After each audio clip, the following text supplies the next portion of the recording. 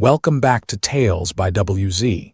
Today's story follows a husband who overheard his wife planning to drain their accounts and disappear, and chose preparation over confrontation. As you listen, think about what you would have done in his place.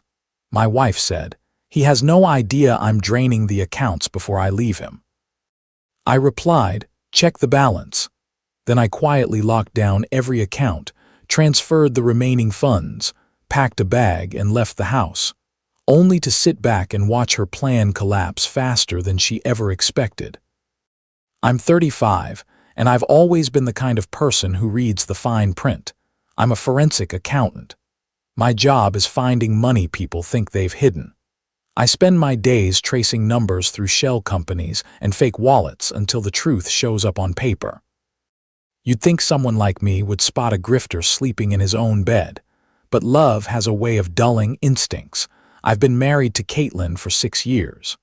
For the last 2, I felt less like a husband and more like an investor funding a startup that never launches. She was always on the verge of a breakthrough, event planning, a travel blog. Now something called high-frequency lifestyle trading, which mostly meant new clothes, expensive dinners, and vague talk about investors. I paid for the house, the cars, the groceries she insisted on but never cooked. I told myself this was what support looked like, that rough patches were temporary. This was the first red flag. When support only flows one way, it stops being partnership and starts being entitlement. Last night, Caitlin had her best friend Monica over. Monica is single, sharp-tongued, and treats men like disposable income streams. I usually avoid her, so I told them I had a migraine and went to lie down in the den with the lights off. The den sits next to the kitchen, separated by a thin wall and a pocket door that never fully latches. I drifted in and out of sleep until the tone of their voices changed. Loud whine laughter turned into quiet whispers, the kind people use when they think no one is listening. "He's such a drone," Caitlin said. I kept my eyes closed and my breathing steady. "He asked me to budget for Cabo," she continued. "Can you believe that?"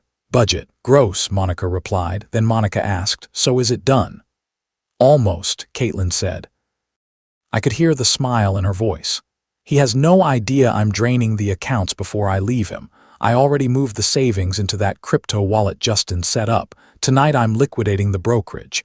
By Monday I'll be in Miami and he'll wake up to zero and a divorce filing." "You're a genius," Monica giggled. "He deserves it," Caitlin said. "It's my severance package." This is usually the moment people panic. Or explode. I didn't. When panic hits me, I get cold. I waited until I heard the sliding door open and their footsteps move to the patio. Then I sat up and walked into my home office. This is where listening quietly matters more than confronting loudly. Caitlin had access to our joint checking and savings. She was an authorized user on my brokerage account. That part was on me. What she forgot was the security key. Any transfer over $10,000 requires a physical token that lives on my keychain. She probably planned to take it while I slept. I didn't just block her access. I locked everything down. Checking account drained, left $15. Savings drained, left $5. Brokerage account frozen, authorizations revoked, password changed to something impossible to guess.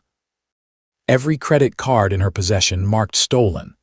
Then I moved the money, not into another personal account, but into a corporate holding account tied to my consulting work, protected, logged, untouchable without my biometrics. It took 12 minutes. 12 minutes to turn someone planning a clean escape into someone with $15 and no leverage. I printed the transfer confirmation. On the back, I wrote 3 words in marker: "Check the balance." I propped it against the wine bottle on the counter, packed a bag with my essentials, and walked out. I parked around the block where I could see the living room window. 20 minutes later, the lights came on. Then the scream. It wasn't anger, it was disbelief. The sound of someone realizing the trap didn't work the way they planned. Neighbors' lights flicked on. Caitlin ran back and forth, phone in hand, refreshing apps that weren't broken. Then my phone buzzed. "Where is the money? Fix this, you psycho." I didn't reply. A police cruiser arrived. Domestic disturbance call. I drove away. This is one of those moments where people confuse silence for cruelty. In reality, it's self-preservation. The next morning, I woke up to dozens of missed calls and messages swinging wildly between rage and apology. I replied once. I heard everything. Miami, the wallet, the plan. You are no longer authorized on my accounts. Then I called my lawyer. We filed for divorce immediately. I played him the recording from our home security system. Caitlin knew the cameras existed. She just didn't think she'd ever be on the wrong side of them. He smiled when he heard her whisper about draining the accounts. This just became very efficient, he said. While paperwork moved forward, Caitlin unraveled. She went to the bank and caused a scene. She tried to sell furniture. I watched her on the security feed dragging my recliner toward the door with Monica's help. I called the police. They made her put it back. At this point, ask yourself how someone who planned so carefully could fall apart so fast. Because plans built on entitlement collapse the moment resistance shows up. Later that afternoon, an email landed in my inbox from a man named Justin. He wanted $150,000 for something called a founder's circle. It took me 10 minutes to confirm what Caitlin had already done. She'd siphoned money for months. $45,000 gone to a crypto scam run by a self-styled life coach. She wasn't just leaving me. She was trying to cash me about the Wi-Fi, magic beans, about deposits, I shut that about down how I was too. Starving her out. 5 days later, utilities from emotional to instructional. Not because I cut the court them, hearing because I removed my name. The judge listened. Caitlin had never paid a bill in her life. He saw the recording. 30 days to vacate. $300 a week for essentials. No social media posts. She looked stunned. 2 months later, the divorce was finalized. She walked away with a fraction of what she expected. The scammer was arrested. The house was sold.